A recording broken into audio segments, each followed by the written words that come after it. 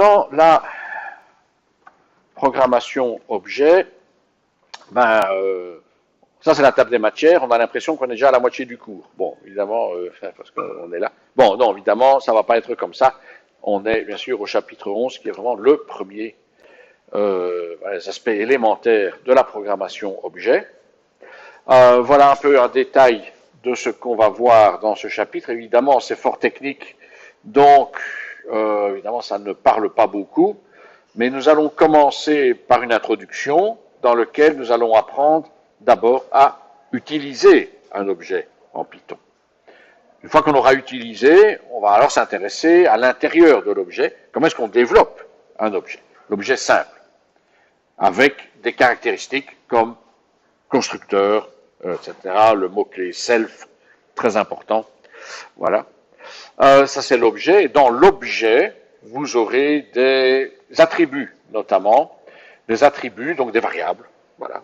Dans l'objet, il y a des variables qu'on appelle des attributs. Voilà, mais il faudra les protéger, ces attributs, ou y accéder. Après tout, une question que je vais essayer de souvent revenir. Quand l'administration, par exemple, vous a fait votre nouvelle carte d'identité, je dis n'importe quoi, ça peut être un papier quelconque, un papier pour vous, hein, permis de séjour, ou enfin bon. Donc prenons une carte d'identité. Votre carte d'identité est prête à l'administration. Est-ce que ça vous donne le droit d'entrer dans les locaux d'administration à n'importe quelle heure pour aller prendre votre carte d'identité? Non, pourtant c'est à vous. Donc on pourrait se dire, oui mais c'est à moi. Donc j'entre, je prends mon truc, pas le reste évidemment, et puis je m'en vais. Enfin, on se rend bien compte que ça ne marche pas comme ça. C'est la police qui va vous dire bonjour, hein, évidemment.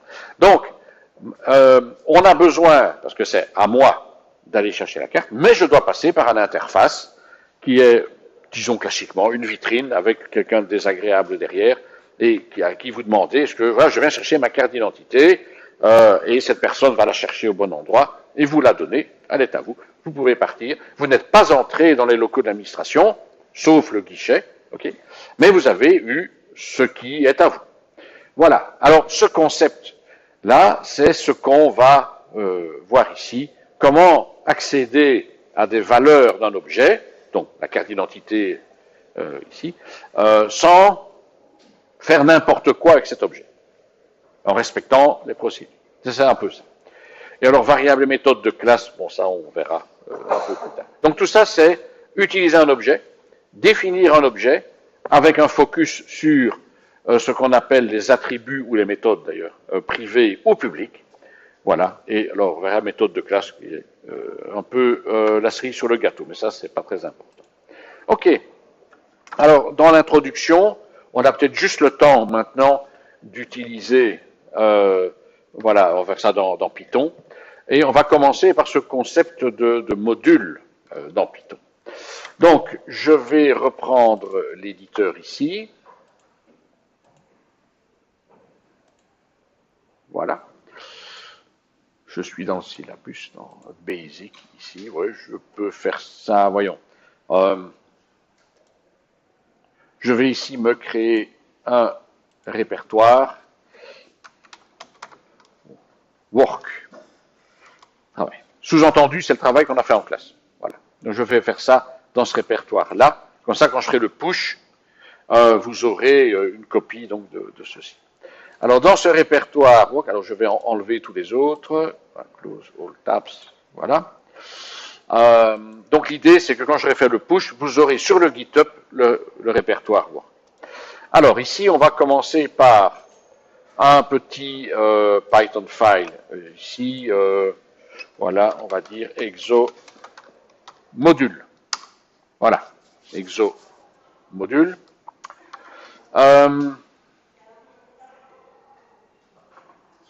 Je commence par le module un peu pour votre culture, mais c'est parce qu'on est aussi un peu dans, je dis un peu, donc pas à 100%, dans l'utilisation d'objets. Et alors, ben c'est vrai qu'on commence directement. Alors, c'est quoi ces modules qu'on importe? C'est tous des trucs spécifiques. Par exemple, travailler avec le time, le temps, ou travailler avec les maths, ou travailler avec les stats, ou enfin tous des trucs un peu pointus.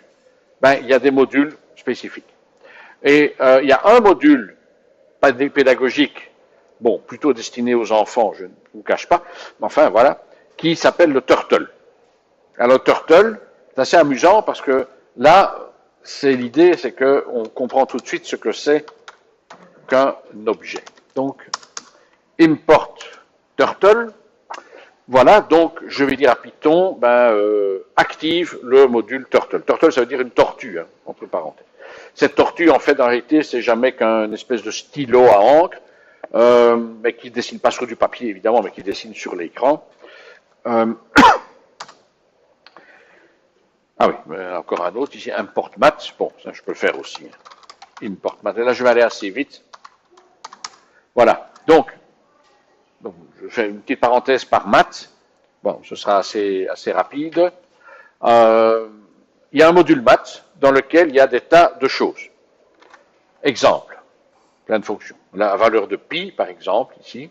Alors, pi, c'est quoi? Est-ce que c'est un calcul ou c'est une valeur fixe? C'est une valeur fixe, évidemment. Hein. Donc, pi est ce qu'on appelle un attribut du module maths. Donc, par exemple, je pourrais faire ici print de math.pi. On va voir si ça marche. Voilà, ça fonctionne, évidemment. Voilà le nombre pi. Donc là, j'ai importé le module maths et je demande à maths, c'est quoi pi? Ben voilà, il me...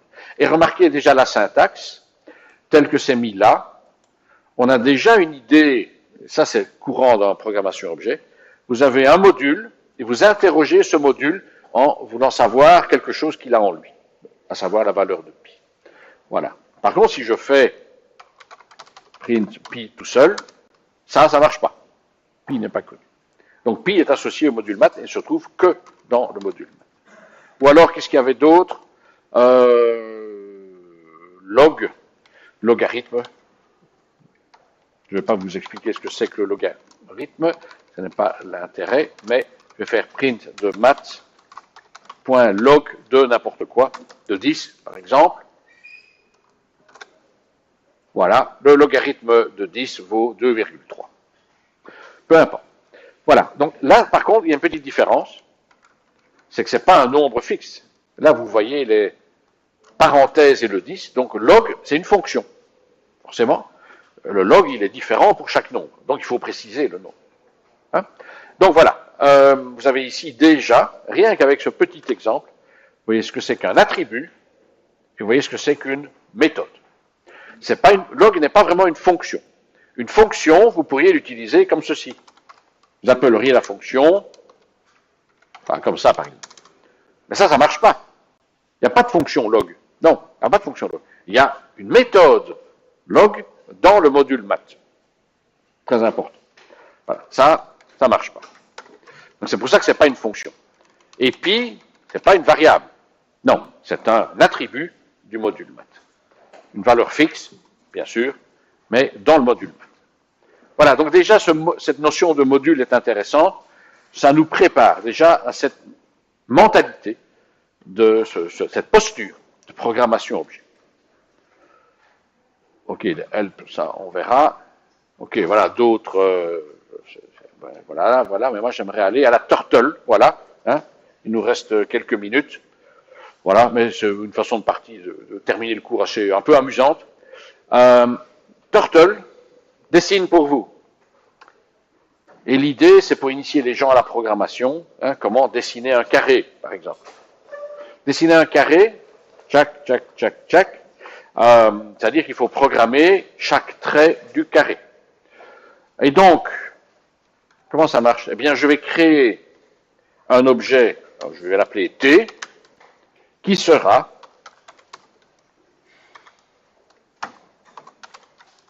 une tortue. Voilà. Alors, là, vous voyez turtle.turtle, qu'est-ce que ça veut dire? Eh bien, en fait, turtle ici, c'est celui-là, c'est le module. Et turtle avec un grand T, c'est un objet, c'est l'objet turtle qui porte le même nom que son module. Là, j'ai créé T, c'est une variable à moi, et qui est donc la tortue. Bon, et puis ensuite, je vais donner des ordres à cette tortue. J'ai pas mis les parenthèses. Très bonne remarque. Très bien. Je pourrais déjà exécuter le programme pour voir ce que ça donne, mais c'est un tout petit peu trop tôt pour que ce soit vraiment intéressant. J'ai créé, voilà, moi je l'ai appelé T, là ça s'appelle tortue. Bon, je l'appelle T, c'est plus facile. Je peux lui imposer une couleur. Je vais dire T, ta couleur sera, voilà, je dois respecter évidemment ce qui est le rouge, par exemple. Et ensuite, alors là on pourra tester, je vais lui dire d'avancer de 50. Alors, on ne va pas faire la boucle tout de suite, on va juste dire ceci, tortue, forward, machin. Bon, alors ça fait forward de 50. Voilà. Ben ça, je vais le tester. Alors, on va voir si ça marche, si je ne dois pas faire un arrêt. Voyons. Oui, c'est bien ce que je craignais. Vous avez... Ah non, il est là. Il est là, mais il s'est mis derrière, je parie. Attends, hein. On va le trouver. J'en ai des fenêtres ouvertes. Ah ben non. Non, je vais faire... Vous avez vu une fenêtre apparaître, hein, mais comme le programme est arrivé au bout, ben, il s'est arrêté. Comment est-ce que je peux faire une pause? Eh bien, je ne sais plus. Je n'ai pas envie que le programme s'arrête, parce que quand l'interpréteur arrive au bout, ben, il ferme tout, évidemment. Donc la tortue, il l'a bazardé. Et là, on n'a pas eu le temps de la voir. Comment?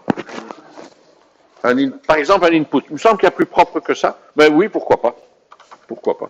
Input. Ah oui, on peut mettre input. Voilà. Fermer la fenêtre. Voilà. Bon, on peut essayer ça. Alors, je lance. Ben voilà. Donc là, vous avez... Tiens, je ne peux pas bouger. Ah oui, il est coincé. Là, donc là, il attend... Python attend que j'entre quelque chose, une valeur, ne fût-ce qu'un enter. Et en attendant, je n'ai pas accès ici. Mais qu'est-ce qui s'est passé là? La tortue s'est créée. La tortue, en fait, c'est le triangle, vous voyez là. Hein? C'est pas une flèche, hein. C'est pas une flèche. C'est la tortue qui a bougé de 50. Elle est en rouge, hein, vous voyez. Si vous voulez, je peux programmer un peu plus loin. Hein, je pourrais faire t.color de blue, et puis encore remettre forward 50. Donc 50 en rouge, puis 50 en bleu. Hein, on peut regarder. Alors, on ferme le logiciel, voilà. Tout se termine bien. Hein, code 0. Je relance. Voilà. Et là, vous avez donc deux lignes. Une ligne rouge, 50 pixels, puis une ligne bleue, 50 pixels. Bon, c'est pas extrêmement pratique comme ceci. On va peut-être essayer de faire ça en mode plus interactif. Alors là, j'aimerais la console Python. Ou alors c'est ici, run. Ah, voilà. Console Python. Voilà. Donc là, je lance l'interpréteur Python. Donc plutôt que de lui donner un fichier exécuté, je vais entrer les commandes à la main. Je pense que ça me permettra une meilleure interaction. Alors je vais faire import turtle. Ouais, ok. Je vais ensuite faire T, enter. Alors là, il m'a ouvert la fenêtre, il ne veut pas me la montrer. Voilà, elle est là. Je vais mettre ceci sur le côté, oui. Ça, voilà. Donc là, c'est ma fenêtre avec la tortue. C'est ça. J'ai créé l'objet. L'objet tortue et l'objet tortue a également créé l'écran. Et maintenant, je donne mes ordres. Donc mes ordres, c'est par exemple, là, il faut que je me repère ici. Voilà, t.color de green. On va voir. Donc là, c'est noir. Hein. Voilà, je tape ça, c'est devenu vert. Et puis, bon, voilà, je crois que vous avez à peu près compris. Donc T, donc je m'adresse à T, c'est la tortue, et je lui donne un ordre. Bon, ici, on va faire forward, encore une fois, de 100. Par défaut, il est orienté vers la droite. Voilà. Puis je vais faire T, alors c'est right, par exemple, right, de 90 degrés, si je ne me trompe pas. Parfait. Voilà, tournez de 90 degrés. Et je vais encore dire forward de 100. Voilà. Encore lui dire right, hop, encore forward de 100. Voilà, on a compris, hein. Voilà. Génial, j'ai fait mon carré. Voilà. Alors je l'ai fait évidemment ici en utilisant les commandes en console. Mais bon, le but c'est pas de faire des carrés. Franchement, on a un peu passé l'âge. Mais ce qui est intéressant, c'est de voir ce que c'est qu'un objet. C'est comme ça qu'il faut réfléchir. Et ici, il n'y en a qu'un seul. Tiens, je pourrais en créer un autre. T, U.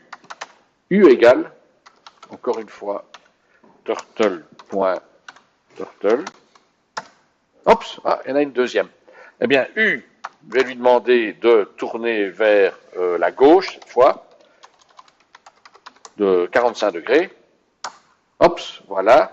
Et U, je lui demande d'avancer, forward de 100, par exemple, voilà, elle est partie. Deux objets.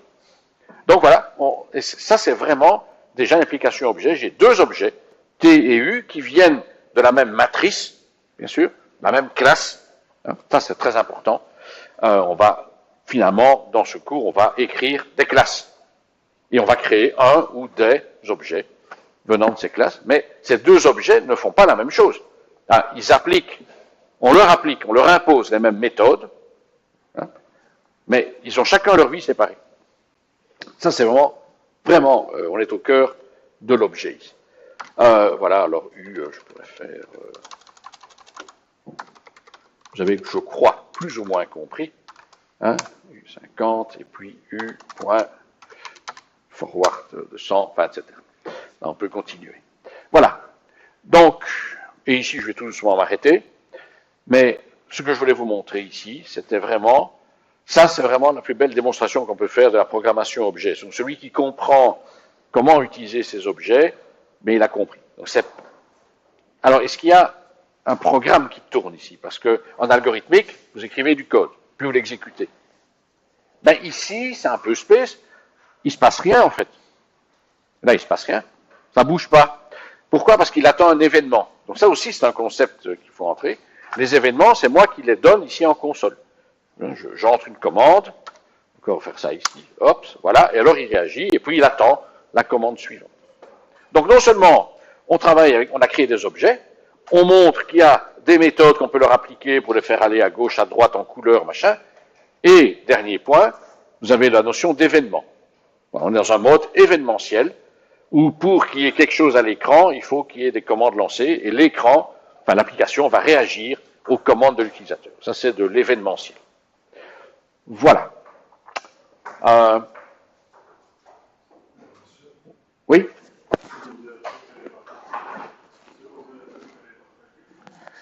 Oui.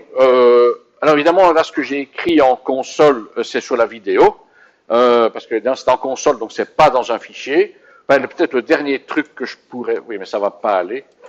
Parce que je peux pas lancer... Si je lance le fichier aussi la console, c'est deux environnements différents. Mais de toute façon... Bon, ici, je promets pas maintenant, mais je vais le pusher sur le GitHub. Mais je dois le configurer encore. Bon, mais c'est prévu, hein. Ça c'est prévu.